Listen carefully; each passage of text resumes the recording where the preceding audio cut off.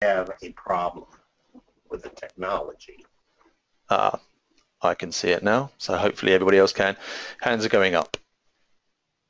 Okay, well, in this title slide, you see a QR code in the lower left-hand corner, and that would take you to my website, my consulting website, not my university website. And of course, if you're not familiar with QR codes, you need to go to your smartphone store and download a QR code reader, and then you just hold up your cell phone to the QR code and it should take you directly to the website. So that's a bit of an intro to QR codes if you're not familiar with those. Those are all the rage here in the States at the moment. And I'm here on the U.S. East Coast. I'm in the state of Pennsylvania, where I'm about a 4-hour drive from New York City, about a 3-hour drive from Washington, D.C., but I live out in a rural area. The main campus of our university has 48,000 students, but the city around it only has 30,000 people. So this is very much a university community. So I'd like to speak to you today about talent management, and of course that's often a term in search of a meaning.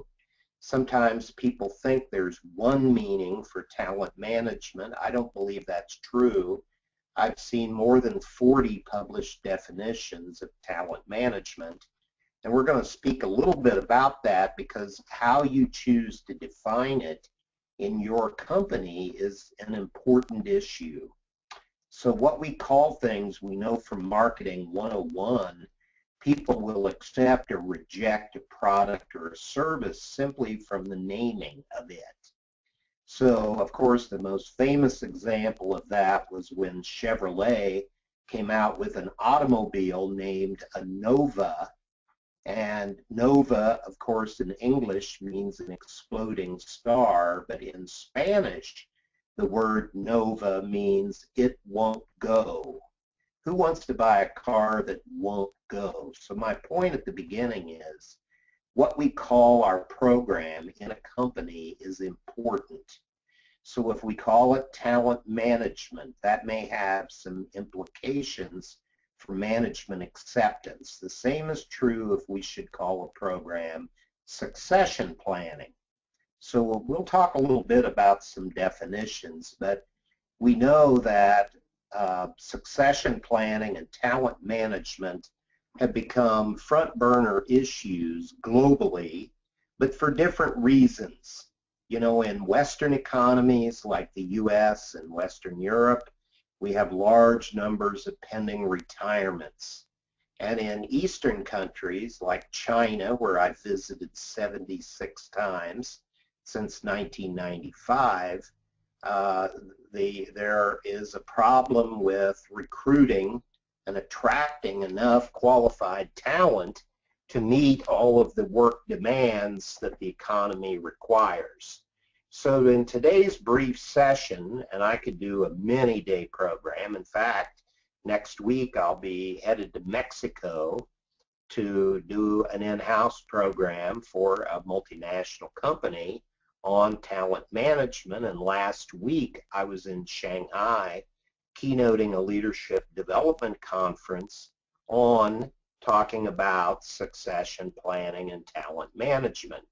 So that's basically what I'd like to talk with you about today, and I open this with some definitions, and the definition issue is more important than it may appear because, as I've already said, these terms make a difference in acceptance, and also because of the number of different definitions of these terms. One thing you will discover very quickly in working in your company is that managers, if they go to the web and try to type in these terms, who knows what definition will pop up. And that may or may not help acceptance of these programs in your organization. Today, I'd also like to talk about the difference between the strategic and the tactical level in talent management and succession planning. This is a topic that is not very frequently discussed, but it should be. Strategic, I mean what the organization should do to establish a framework of policies, procedures, and processes to support talent management or succession planning. But at the tactical level, what do managers and what do individuals do to implement those policies and procedures? So we find this as a weak link in many companies today. They've got a great strategic framework to support talent management or succession planning, but it falls apart on the daily basis where managers deal with their own direct reports and other employees on a daily basis. So until we can drive our talent and succession issues into daily practice, then we're not going to get the return on investment and the value added that we really need from these efforts.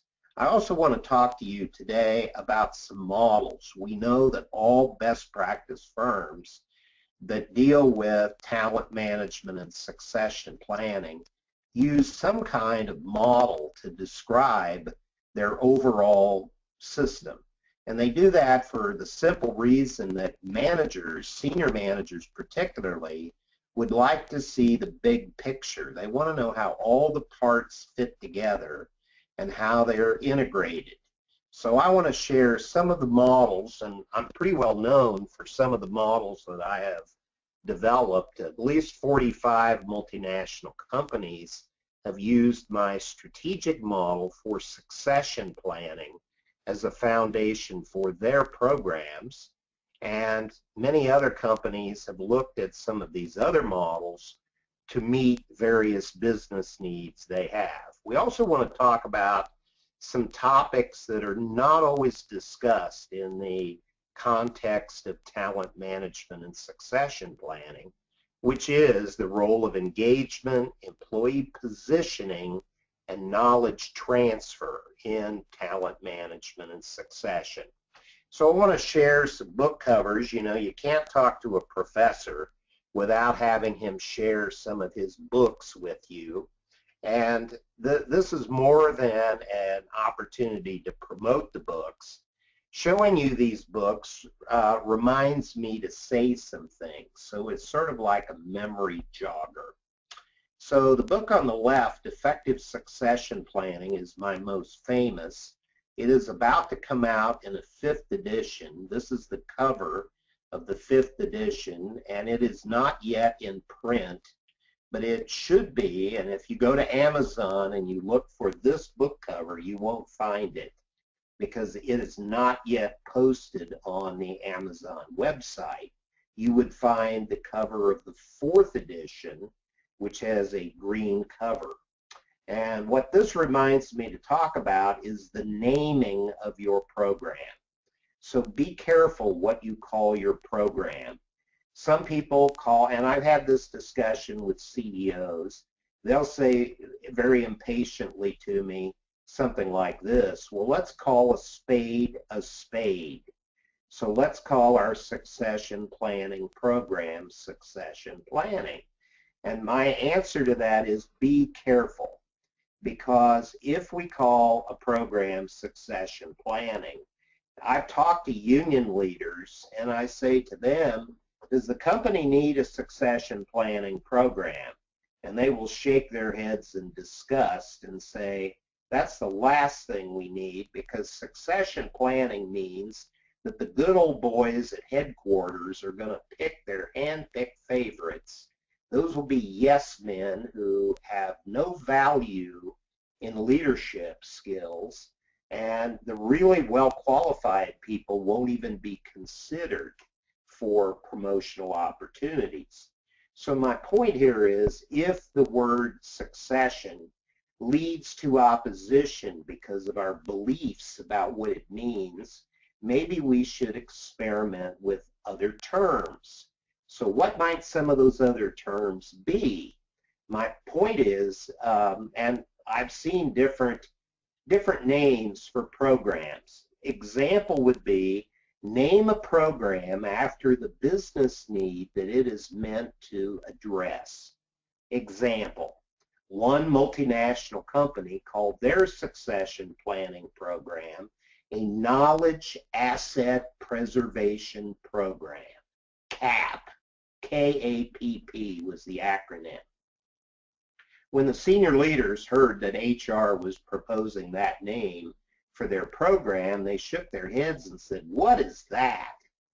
But that was exactly what the business need was that they were trying to address through their succession program. They wanted to transfer the technical knowledge of their engineers from one engineer to others. They wanted to preserve their knowledge assets.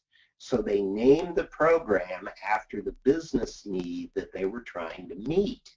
Of course, I joked with them and I said, CAP, that's a terrible acronym. You should have called it a Knowledge Retention and Asset Preservation Program, so the acronym would be CRAP. Of course, you might chuckle when you hear that. The company's leaders didn't think that was too funny. But anyway, back to the book covers. So the book on the left really deals with the company framework, the strategic level.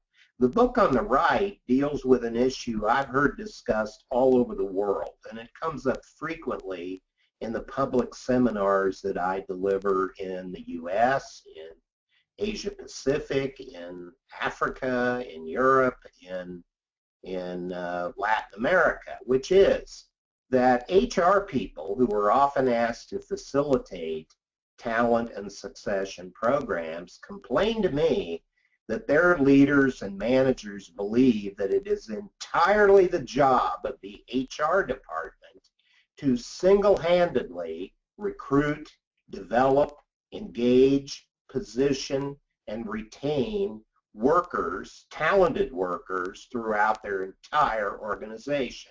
We all know that's ridiculous because HR people do not see workers on a daily basis. Only the managers do, and of course some of them don't really do that. We know from the research the average manager spends only 20% of their time with their direct reports. The other 80% is spent in their office, at their desk, doing their own work. So we need to learn how to maximize that 20%. So I'll be talking a little more about that today. I published other books. One, Talent Management, a step-by-step approach.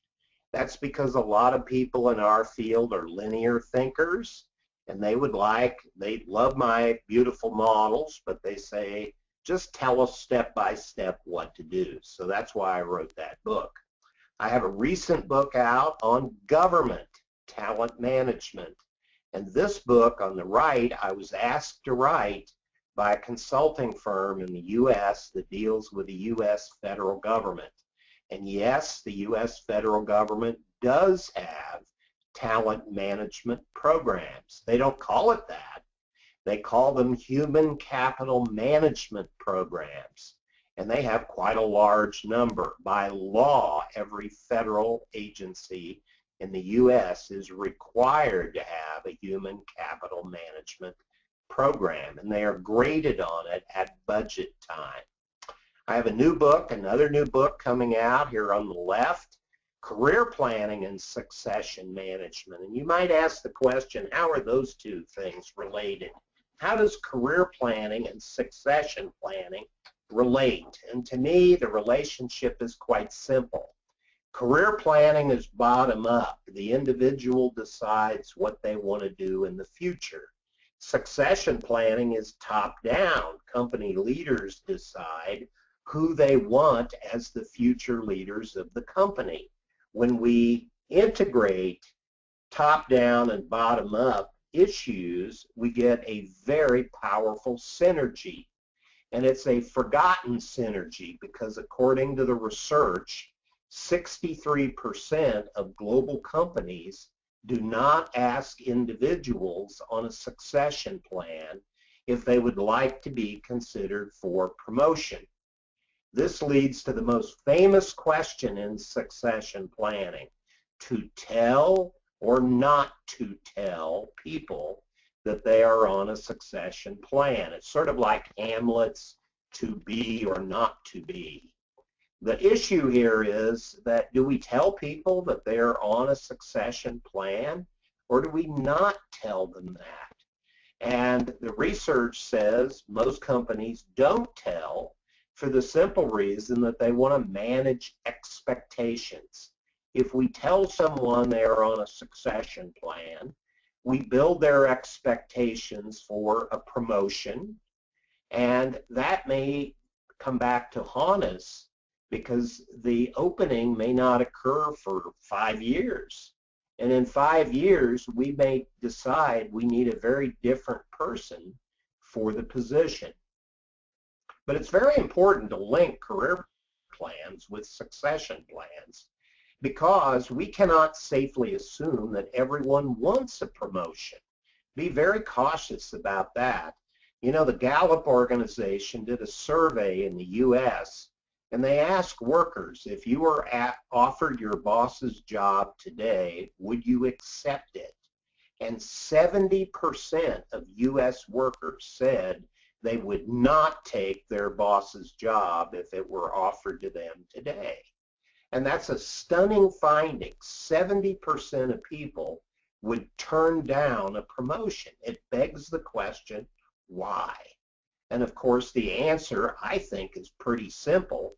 I don't know about the UK, but in the US, if I were offered my boss's job, I would actually take a pay cut because of the organization's policies. I might get a nominal raise at 2 or 3%, but my workload would shoot off the chart, and I would have a lot of extra and harder work to do for a very tiny amount of extra income. And when taxes are removed from that extra income, I would not end up with enough money to take my family to McDonald's for dinner. So the point is that workers are smart, and they look at what's in it for them, and they don't always agree that a promotion is what they want. So my point is, we have to think about the individual's aspirations, career goals, interests when we consider succession issues. My book on the right here is about government succession planning. I've also written a couple of other books, one of them on a topic I call technical succession planning. And we'll be talking a bit about that today. But technical succession is all about knowledge transfer of technical workers like engineers. I was recently in Singapore and gave a workshop on this topic. I filled a room with 70 people in Hong Kong who were interested in the knowledge transfer of technical workers. Just think about it. What would a company like GE be like without engineers? Bankrupt, because the core business of GE is engineering. So how do we take the knowledge gained from experience from a 40-year veteran engineer who is about to retire and transfer it to a recently hired engineer right out of the university? Well, that's a challenge many companies are facing today, and I call that technical succession planning.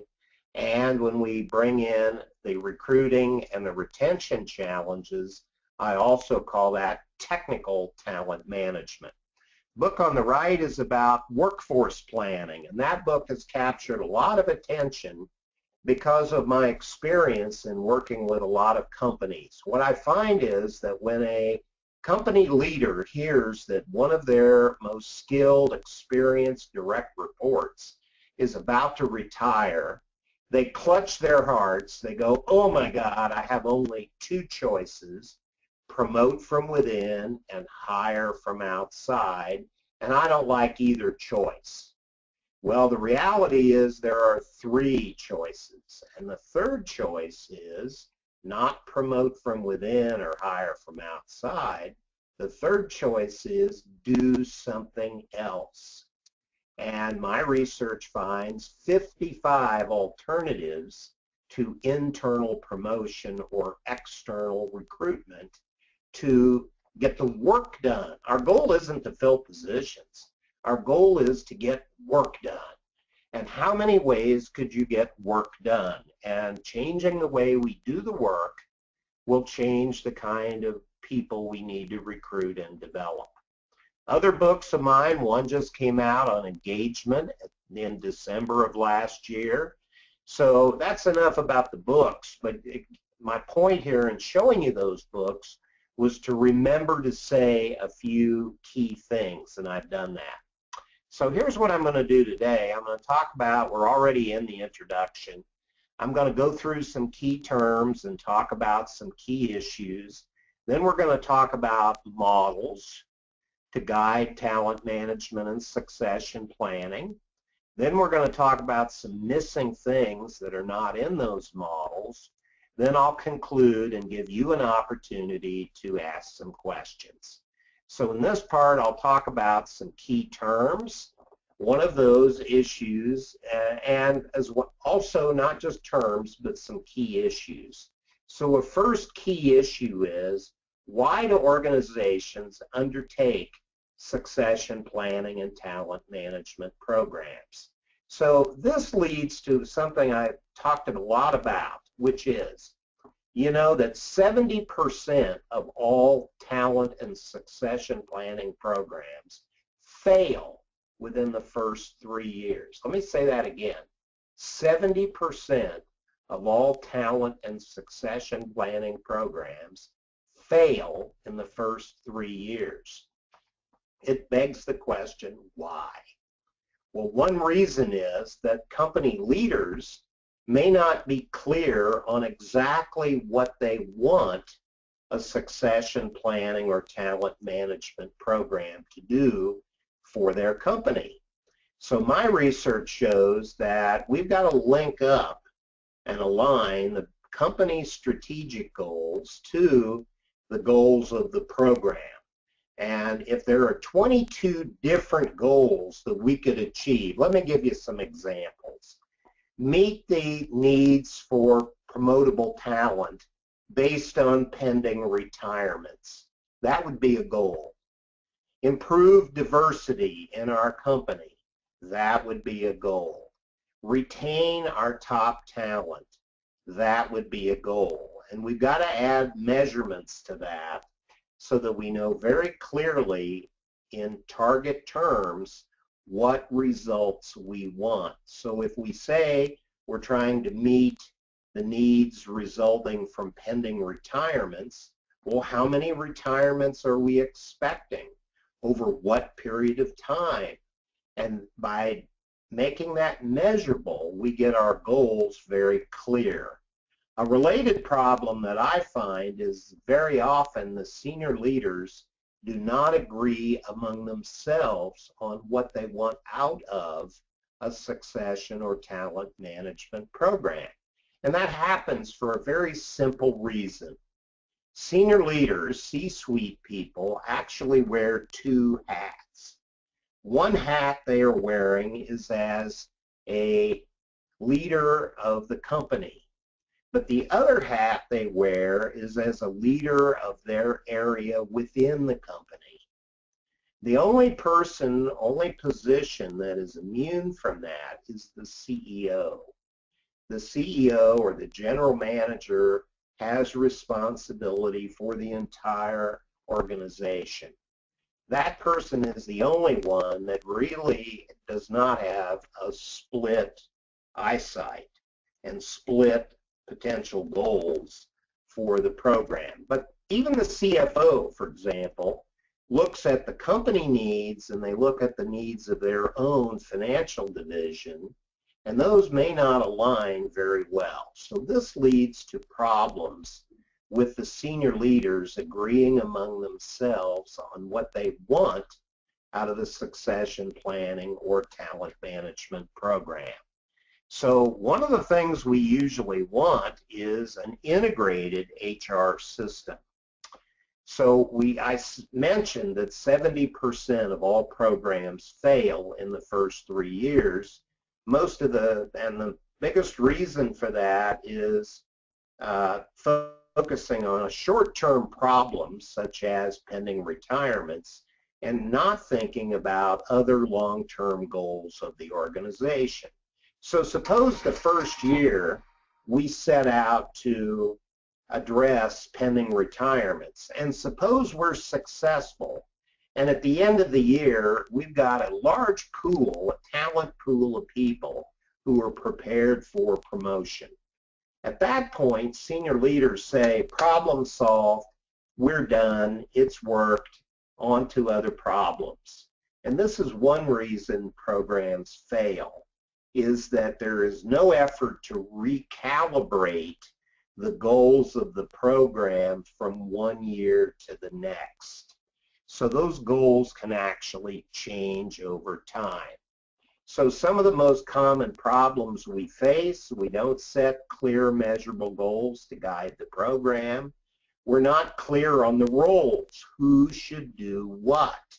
So exactly what do we expect of the CEO, of senior leaders, of the HR department, of middle managers, and of individual employees in the succession planning or talent program? And not making roles clear is another reason that these programs fail. A third reason is we don't reward people for meeting talent goals, and we don't punish them for failing to meet talent goals. So if there are no consequences to what you do, you won't do it. And this is a very common problem with talent programs. There's no rewards to managers who build the talent in their division and share it with others. And there's no punishment accruing to them if they fail to do it. So they direct their attention to what they are rewarded for doing, which gets them their bonus at the end of the year. So we have to rethink the accountability system. And then finally, a very common problem is to try to do too much too fast. So a better approach is to think in phases. What's phase 1? What's phase 2? What's phase 3? If we have nothing to work with at the start of a talent or succession program, we have no policies, no procedures, no clear goals, no good human resource information system, then it's very tempting to try to do everything at once. If we do that, the likelihood is we will lose everyone and the effort will fail. So we have to be cautious. So on a conceptual level, I have a little picture here to show you. It shows the relationship between workforce planning, talent management, and succession planning. And I want to give you my definitions of these terms. So workforce planning is about studying the quantity and quality of people that the organization needs to have over time to achieve its strategic goals. That's why it's the big circle. So we're talking about all the people in all of the company locations, in all functional areas. Do we have enough people with the right skills and competencies to achieve our strategic goals? Talent management is a subset. It focuses on 3 key areas traditionally. One of those is attracting the best people, developing the best people, and retaining the best people. So attract, develop, retain. But the key word in that definition is the best people. Well, defined how? Measured how? How do we know what the best is? That's a very important question. So who measures it?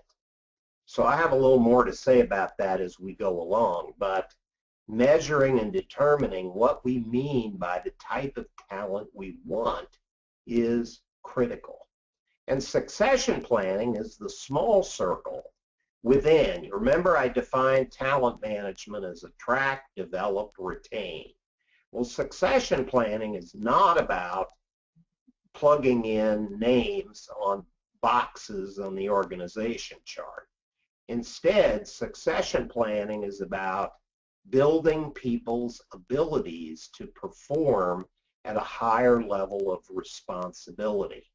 So this leads to a very common problem we see globally, which is employees assume that if they do a good job where they are and their boss's job comes open, there's a vacancy, their boss retires or resigns, they think the company owes them a promotion.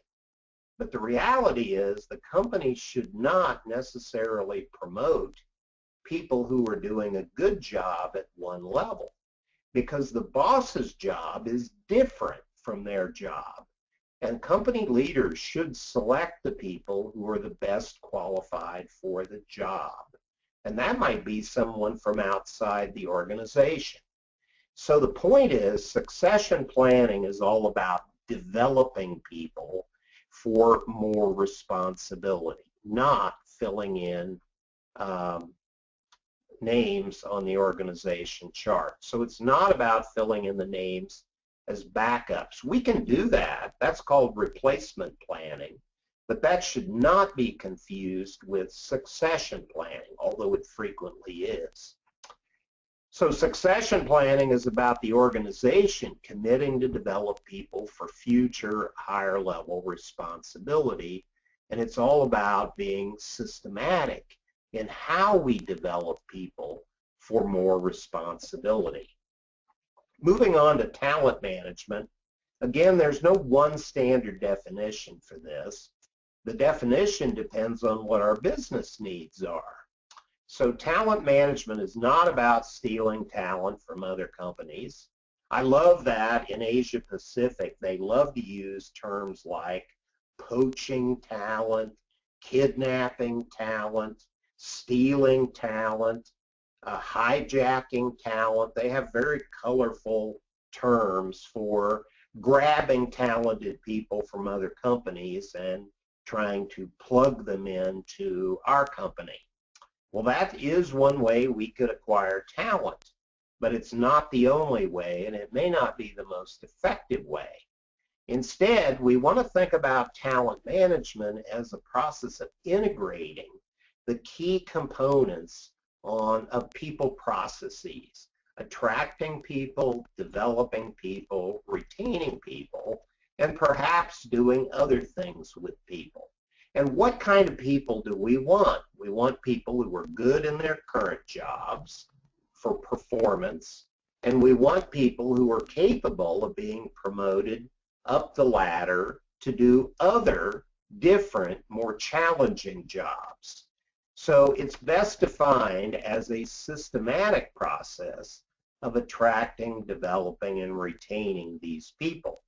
But we can include other things in this understanding or definition of talent management, such as putting people in the right jobs. How do we know we have the right job fit? Knowledge transfer from one technical worker like engineer or research scientist to another one. And another thing we could do is we could transfer professional relationships. You know, some people spend their whole career just building a social network. And when they retire or they resign from the organization, they take all that social network with them. And maybe they're the #1 person that has dealt with our biggest customer for years. When that person leaves, our relationship with that customer may be at risk. And there are ways we can plan for continuity of that social relationship. So I want to move along since I only have an hour with you, and I want to allow some time for Q&A. But let's talk about some of the models. I mentioned earlier the difference between the strategic, what the company does long term, to establish the framework of policies, procedures, processes to support talent and succession. I also want to talk a little bit about the tactical issues, which is a much overlooked topic in succession and talent management. So here's my famous model of succession planning, and it's a series of boxes. Step 1 at the top, obtain and maintain management commitment to systematic, strategic level succession planning. So how do we get our senior leaders in agreement on what we want out of the program? How do we get them aligned in goals, roles, and accountability systems? That's step 1. If we do step 1 wrong, the whole thing is going to fail. So that step is critical. That's where we align our program with company strategic goals. In step 2, we need to be clear about what kind of talent and how many talented people we need. So we clarify the work. That means we need up-to-date job descriptions, and we clarify the people we need. That means we need up-to-date competency models for each level on the organization chart. So a job description and a competency model clarifies the work and the people we need right now to achieve our strategic goals.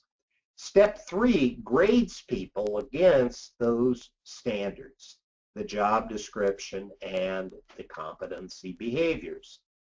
And that is step 3, performance management. Step 4, we have to think to the future. Jobs don't stay the same, neither do competency models. So here's where we have to realign our job descriptions and competency models with our company's strategic objectives. In 5 years, what kind of work will people be doing? In 5 years, what kind of competencies will we need from our senior executives in order to have realized our strategic goals? And we can ask the same question at each level below. Step 5 is, I believe, the more I've worked in succession and talent management and done consulting, I believe step 5 is just as important as step 1. Do you realize that only 40% of companies globally have 2 separate assessment systems? One of those to assess people's current performance, and another one to objectively determine whether someone is promotable.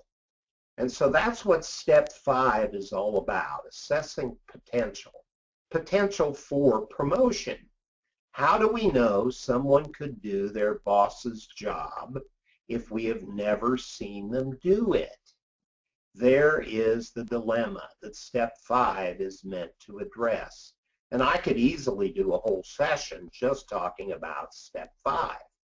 The most common approach, I said 60% of companies do not do potential assessment. Instead, they use the performance review, step 3, to both assess current job performance and promotion potential. They assume that if you do your job well, you're guaranteed to do your boss's job well. I think that's a mistake. What do you think? Think about it. And so step 5, there are many ways we can assess potential objectively. Assessment centers, 360-degree assessments, job portfolios where we ask them to provide work samples at their boss's level, step-up assignments where we ask the worker to do their boss's parts of their boss's job description and be coached and trained on it. There are many ways we can assess potential, but that step is critical. How do we know someone is promotable before we promote them? A critical question. Step 6, how do we narrow those gaps between where the person is now and what they need to be promotable? How do we close a development gap? That's where individual development planning comes in. That's where action learning efforts come in. That's where rotation comes in.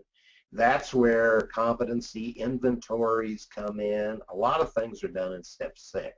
That's where talent review meetings are held. All of that happens in step 6. It's the most highly visible step. But if the previous steps were not done properly, step 6 can't be done right. And then finally, it should be step 7, evaluate program results. How do we know the whole system is working? A very common question I get from senior leaders is, what is the ROI, return on investment, of succession planning? And I always shake my head, and then I say to the person, you know, my research talking to CEOs of companies with very famous succession programs, none of them measure ROI. All of them look at other metrics, such as the time to fill positions. How long does it take you to fill a position? And then other metrics measure the quality of those fills and the tenure and sticking power of the people in those promoted positions or hired positions. So evaluation is also a complicated topic. When we bring talent management into this, we add in a couple of boxes. One of those is we add in recruitment, step 6 changes. Here we're looking at developing internal talent and attracting the best external talent, recruitment. And we add in step 7. If we're going to spend a lot of money recruiting and developing people, we sure want to keep them. So how do we retain? And we can also add in deployment. Deployment means where we put people. So often we spend a lot of time, money, and effort choosing the right candidate or promoting the right candidate, but the person could be in the job for 30 years. How do we continuously ensure that we've got the right person on the right box on the organization chart? So that brings us to the instrument. I asked some of you to do this before the session. I hope you had an opportunity to do it. I don't know that we need to spend time on it. I'm running short here on time, so we'll move past that, but you should have gotten a copy of that activity. And one of the questions I was going to ask you is, how did your company score? And we're all good friends here, and you don't need to be embarrassed. A lot of companies score rather poorly on this instrument. So something for you to think about. By the way, there's a couple of things you ought to know about that instrument. One of them is that the higher the position of the person filling out the instrument, the higher the score they tend to give the company. So CEOs tend to be the most positive. They give the highest scores on the instrument. And frontline supervisors, frontline managers tend to give the lowest scores. And HR people tend to be somewhere in the middle. Another value of that instrument is it's a takeaway. Sometimes people ask me in my sessions, how do we get started with a succession or talent program? The instrument gives you a step-by-step approach by which to get started. So it's something to think about. Strategic technical succession planning is not the same thing as management-oriented succession planning. Here we're interested in transferring knowledge from one knowledge worker to other knowledge workers. You know, in some jobs like engineering, we hire people for what they know. That's what technical succession planning is all about.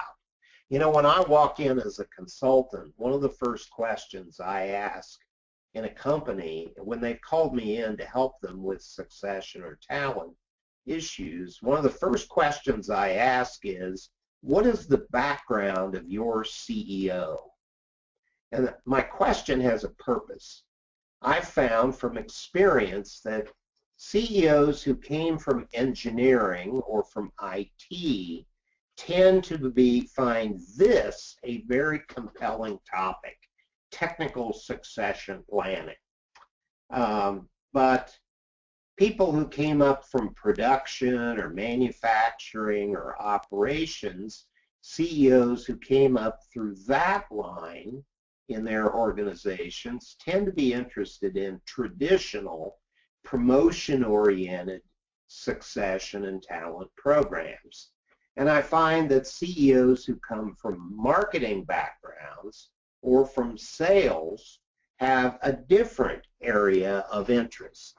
So this particular model is all about how to identify, narrow down, capture, and pass on wisdom gained from work experience from one knowledge worker to other knowledge workers.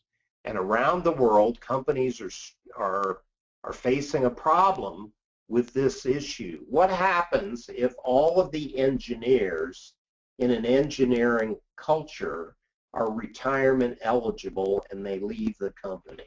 The company forgets how to do the most basic things.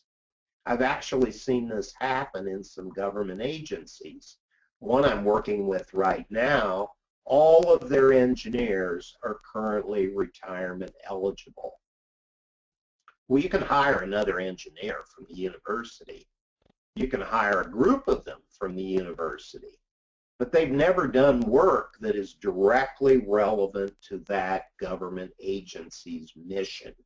They've never built a road, they've never repaired a bridge, and that's the agency's mission. So we have to retrain them from scratch, and they've lost the benefit of the wisdom of their predecessors. That's what we're talking about with technical succession planning. And I talk about that at a book length. Here's the day-to-day practice. And this book is being reissued by McGraw-Hill in August. And when I show this to managers, they get scared, frightened, because they think, oh my God, I can't do all that every day with all my employees. And I'm not suggesting they should. Instead, this model should be regarded as something similar to a buffet of food. When we go into a buffet, we don't expect to eat everything on the buffet. If we do, we'll be immense.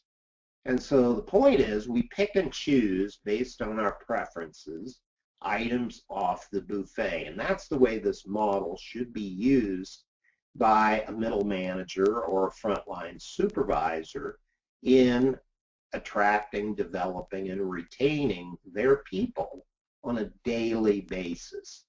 So in this book, I publish an appendix that provides a list of 365 things that a manager could do on a daily basis. Pick one thing and do it one day at a time with at least one worker. And the thinking being that at the end of 365 days, we will see a lot of improvement in the development of our people, and we'll have established a climate where people are being developed and where people want to stay with their organization. So I won't go through each of these, but in the book I cover at chapter length each step in this particular model. But again, managers are not supposed to use all of this every day with all their people. They're supposed to pick one thing, one of these topics, and do it with at least one person. The other objection I hear from managers is, well, I don't work 365 days a year yet, you know, and they say, how can I possibly do something with my employees every day of the year? And I'll say to them, well, I didn't say this had to be face-to-face. You've got cell phones, don't you? You've got email access even from home, don't you? You can touch a worker and you don't have to do it face-to-face. You can have a virtual relationship. You can make a phone call. You can talk to someone. You can send someone an email. You can touch someone. Where there is a will, there's a way. And so that's the point of that. So what else should be included in these models? And I want to get through this in enough time to permit some Q&A. Notice the colored items here, I've added two items. One is engagement and one is deployment. I've already spoken a little bit about this, but we know that a very large percent of the global workforce are currently disengaged. Engagement is all about being committed to the mission of your organization and having some passion and enthusiasm for the work that you do. Engagement is very important for maintaining a positive work culture and climate, and it's also very important for attracting the best people and retaining the best people. You know, there's a term in HR called employment branding, and it's all about the reputation of the company as an employer of choice.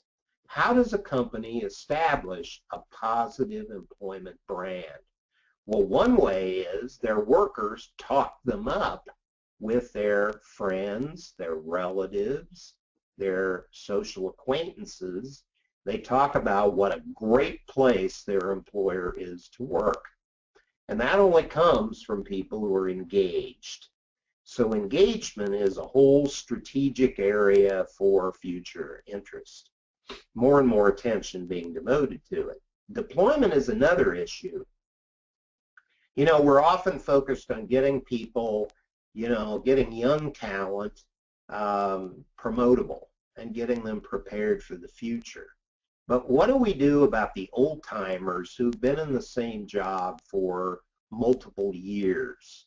How do we monitor whether they are being engaged, developed, being made challenged by the work they do? How do we keep them refreshed professionally? That's what I mean by deployment. And we may need to monitor that. How long do we leave someone in the same job with no major changes? That's a question. That's a deployment question. As I tour the world, I hear some astounding stories about companies that have left managers in the same job for 15 or 20 years, and they're not quite sure that the person is still the best choice for the job. That's what I mean by deployment. So that gets me to the end of the conversation. I want to allow a few minutes for questions and answers. And we have some bonus items. You see some new QR codes up here on the screen. And one of those will take you to an online assessment on workforce planning. The other one will take you to a research report that I've just published on employee training and development, and specifically the topic of instructional design, work I did with ATD, the Association for Talent Development. So I give you these items. They're free. You can do them at no charge. And at this point, I'd like to turn back to Mark and also turn to our participants. And I've done all the talking so far. Now it's your turn to give me some questions in your chat box, and I will do my best in our time remaining to field those questions. Mark? Great stuff, William. Yes, some questions have come in. I guess this is a key question really. Who should lead the talent management process? Should that be HR, partners, or line managers, or a combination? Well, everyone has a role to play, and we should be very clear in stipulating or getting people clear on that. When I work with clients, I often do a management retreat, and I take a lot of people off site, and I ask the CEO to work with his direct reports and flip chart out what they believe their role should be in implementing the program, succession, talent management, whatever it might be. Then I ask the HR staff to work among themselves and come up with their view of what their roles should be. And I ask middle managers and frontline supervisors to work with their peers and do the same. You know, the ultimate customer of a talent or succession program is really the CEO, not the HR VP. HR is a facilitator. HR helps make things happen on schedule. They make sure that the policies, procedures, and processes are in place, and they follow up to make sure people do what they're supposed to do. But ultimately, the CEO is the driver and the champion for the program, and it must meet the CEO's vision of what that program should do. So that's a rather long-winded answer, but that's how I would answer the question. Okay, great stuff. Another person has asked, how long does it take to implement? If I guess this is really if you were looking to start afresh. Well, there are several factors in determining the speed at which it's required to implement. One of the first questions to ask is, who's the target audience and how big is the organization? So that if the target audience is just the C-suite, that's usually a relatively small group of people. But if we want to turn this into a company-wide effort that affects senior leaders, middle managers, frontline supervisors, hourly workers, and even prospective recruits, then we may be talking multiple years for implementation. So first question is, how many people? What is our target audience? Second question is, what's the geographical scope of the organization? Is it global? Is it domestic? Is it local? How many people are involved? The smaller the group, the faster we can move. The bigger the group, the slower it is going to take. You know, research has been done on how long it takes to implement a major culture change in a multinational company. And we know the minimum time frame is about 4 years in a big Fortune 500, global Fortune 500 company to install a culture change. Well, succession planning and talent management definitely qualifies as a culture change in a company that has never had it before. So it's all about how much change, how many people, and what geographic scope. Those all affect the speed, but I'd recommend thinking in phases. You're always better off to not promise a full implementation with a snap of the fingers. It's impossible to do. Great, okay. How effective is a 360-degree feedback in your view, and can it be something that merely serves as a gripe box? Well, I'm not a big fan of 360s, I will tell you right off. And there's actually two kinds. There's a 360 where we assess you at your current level on the organization chart. So we look at a middle manager and we use people who are their boss, peers, subordinates, and maybe other people like customers or family members to evaluate them against the competencies at their current level. That's one type of 360. Another type of 360 focuses on perceptions about the promotion potential of the individual.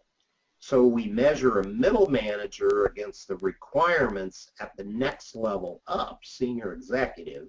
We do a 360 and we give people the criteria that come from our competency model to grade them on the 360.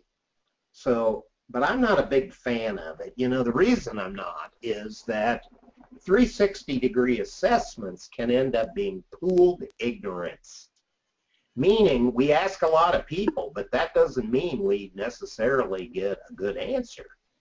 I could poll everyone in the planet about whether I could ride a bicycle.